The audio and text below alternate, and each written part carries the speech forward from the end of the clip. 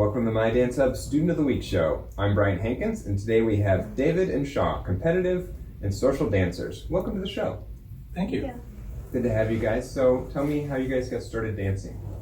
Okay, well, we only recently met, but we both have had years of dancing experience. Okay. Like, for instance, Ballroom or lots of different things? well, for me, I started dancing, well, just to go back. When I was young, I was always this shy introvert type.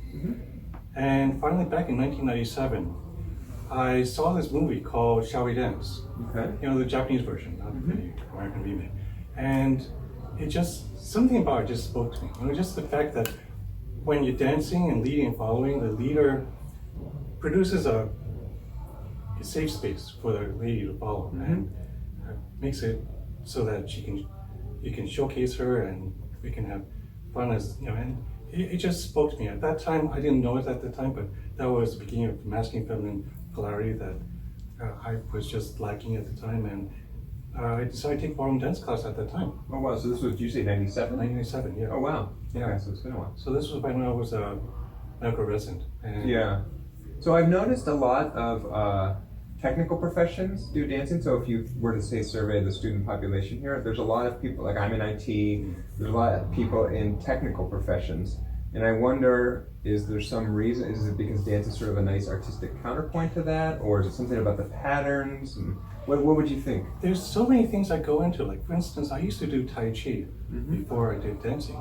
And to me, Tai Chi was like a physical philosophy, you know, just how to deal with force and energy and how to, you know, what happens when someone's coming at you and things like that. Yeah. And staying centered and grounded and calm and whatever.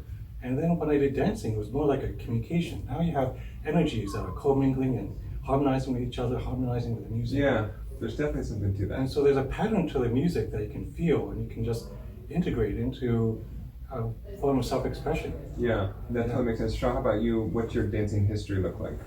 I started to dance when I was about 3 or 4. I think I'm just like many other girls. We want to be a ballerina.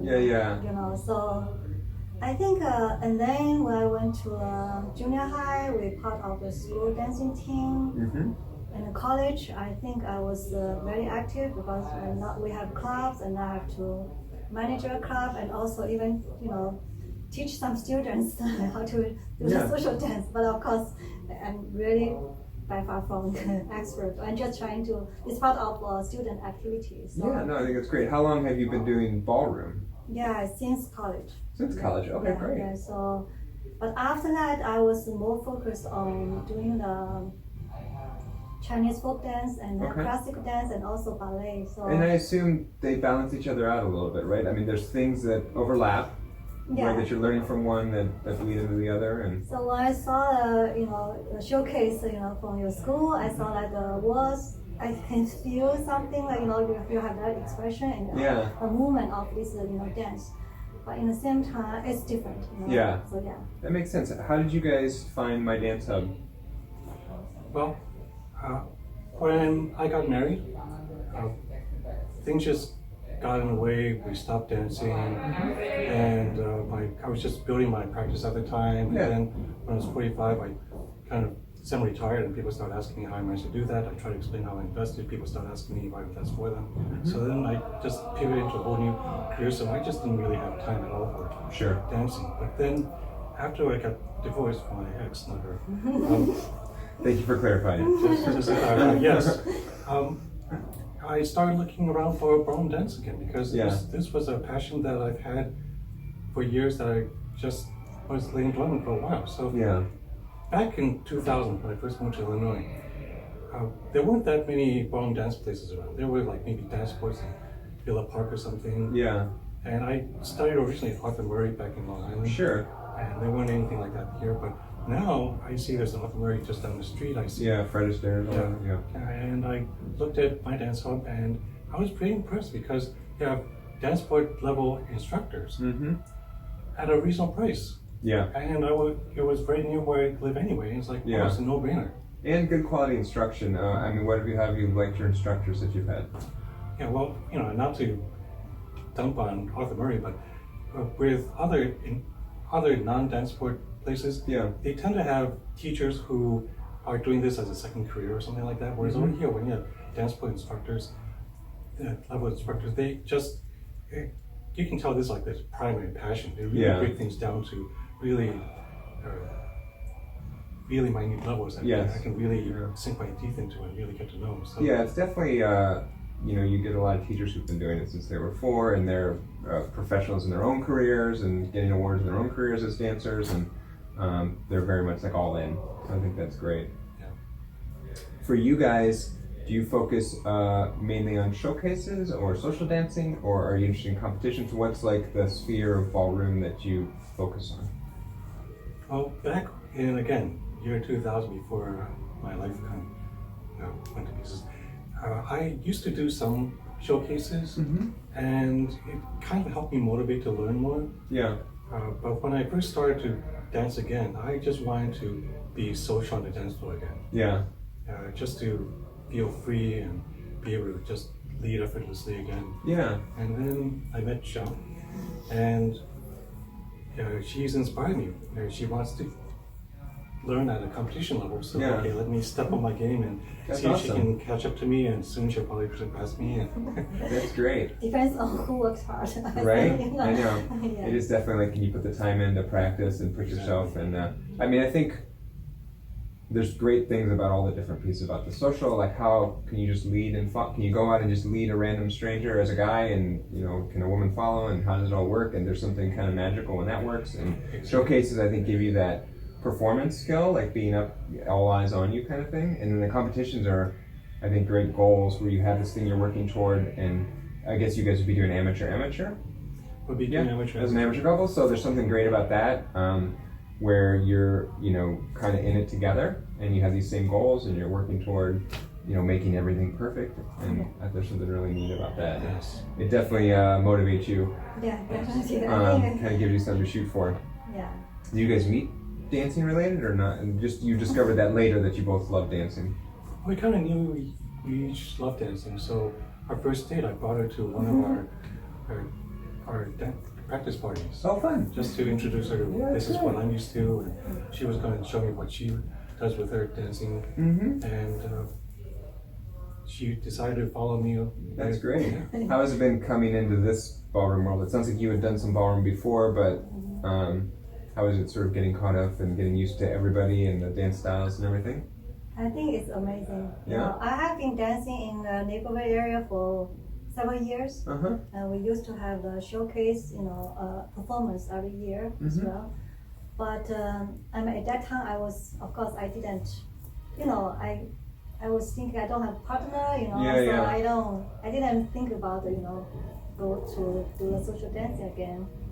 And until of course, I met him, and he took me to a dance, and I said, okay, that's fine. And then I heard about this competitional level things. I said, oh, that's kind of interesting, because that one make me feel like I need to work harder. It gives you a goal to Give shoot me a for. goal, So that's usually motivate me to learn. And then we took lessons, and I found the teachers are amazing, and I saw the video, you know, it's just amazing. So I'm excited. That's awesome.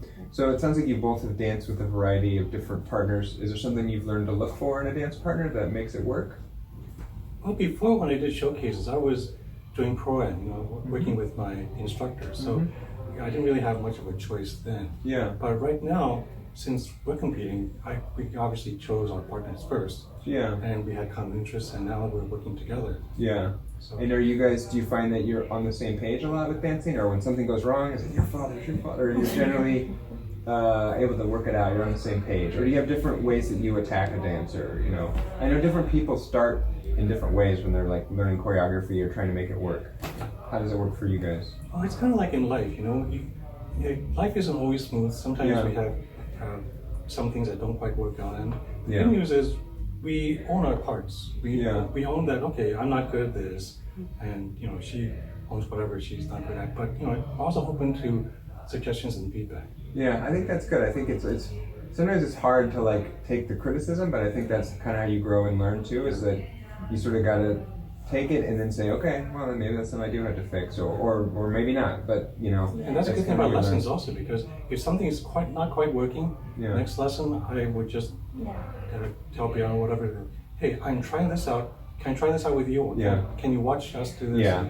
Well, and I was just talking about this with Jasmine in one of the last interviews. Is I'll be practicing at home, or when I was with Vicky doing amateur practice, we would practice and be like, this crossbody lead just isn't working, and then sometimes it's unclear. It's like, am I leading it wrong? Is she following it wrong? Is she expecting something different? And so I think you just remember that for your next lesson, and then you do that. And you're okay. Here's what we're doing. And you try it with somebody. Try it with the pro. Oh, okay, that seemed better. What are we doing? What's different? And you try to triangulate to figure out what's not right because it's not always clear. Yeah. So I think for us, just like the learning, is because he has a lot more experience. Yeah. And for the social dancing. Yeah. And then, but I am doing some other dancing. Yeah. But I will trying to implement the strategy we're Yeah. using, just to say we need to slow down, we have to master the things, Fundamentals. fundamentals, Yeah. and then I like to have things that I really like the way that our coach, teach us, Yeah. because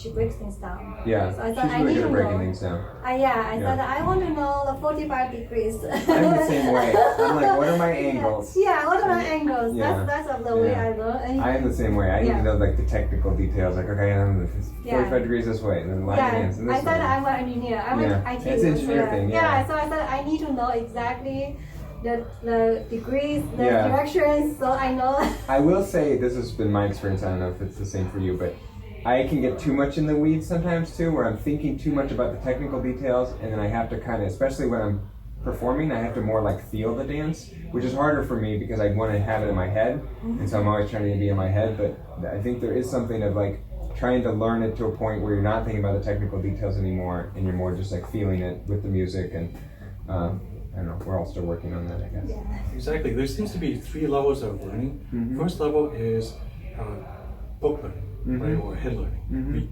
We know it, but then we have to feel it. That's the emotional level.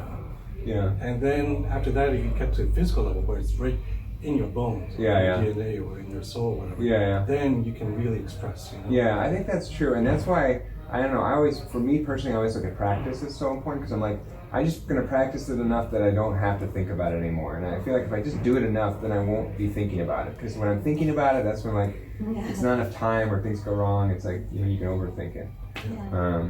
It's like driving a car. In the Exactly. beginning, you're like, lever here, turn this, signal, whatever. Yeah. But then after a while, you can Yeah. eat and whatever. And There's that phrase, that unconscious competence, and I think that's like what you're striving toward. Yeah. Do your friends and family know that you dance, and what do they think about it?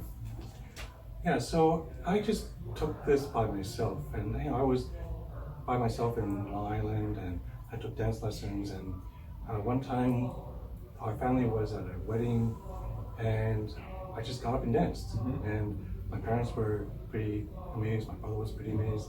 But funny thing was, he was taking dance lessons also, and he wasn't at that level yet.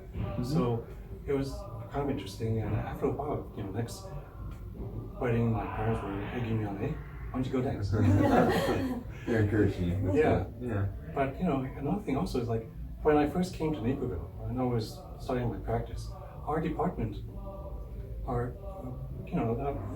don't want to say the haze, but they were telling me things like, oh, if you don't have a drink with us during dinner, then we can't pick your partner or whatever. And Yeah. And one time, we had the tech party where we were throwing a celebration for tech's appreciation, and obviously I wasn't drinking. Yeah. So the chair said, okay, well, why don't you dance with this person? They're trying to, obviously they thought I was some kind of uptight person. Yeah. Like that. So they thought they was trying to humiliate me or something, but I just went up and danced. Yeah. And That's great. I just did swing, salsa, and all these other things, and I was only bronze level, but for people who never danced before, they I were noticed. amazed. I was having that conversation too. It's like you go to a wedding, and even if you're only bronze level, there's so many people that have no dancing experience at all. So they're amazed. You do a hammer lock, and they're like, "Wow, that's the most impressive thing I've ever seen." But that's so cool. That's an awesome story. One of my questions is your proudest dance moment. So is that for you your proudest dance moment, or? That's definitely one of them. Just the fact that here they are, they're trying to That's so funny. show me up, and I show them up instead. And Yeah, that's great. meanwhile, I elevate the whole energy of the party up so much because now people watch us. Yeah, they're wanting to get out there and dance. Yeah, they want to dance with me. That's great. Shaw, what about you? What's your proudest dance moment? I would say that when we have the performance, because we have to perform in front of, I think 700, at least about 1,000 Oh, wow. audience. Yeah, so I mean, of course, before that they have a lot of work. We need to put a lot of practices. But once we had a great performance, I feel like that's a great moment. You know, when it all comes together in front of a big audience. That's so cool. What's the hardest thing about dance for you guys? Well, right now, just making time. Yeah. It's hard to fit in your life. Yes, exactly. I mean, ideally, we can dance every day. Yeah. Use it, keep well, that's fit. the nice thing about having an amateur partner. It's like you're not, you know, having to go to a lesson to dance to practice your dancing. You have a person right there. Yeah. So in theory, you could practice a ton. But still, we have to try to make time because I have a job, you know, day job. He has a job, you know. It's I can see it going both ways. If we're professional and we had to dance every day, and God forbid we sprain an ankle or something.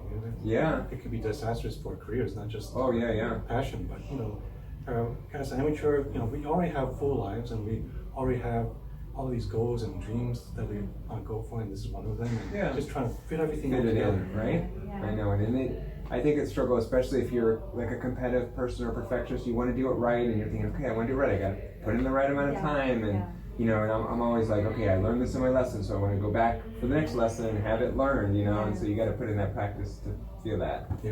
And it is hard if you're, you know, have a job and kids and you know, everything else in life, you know. Priorities. Yeah, priorities.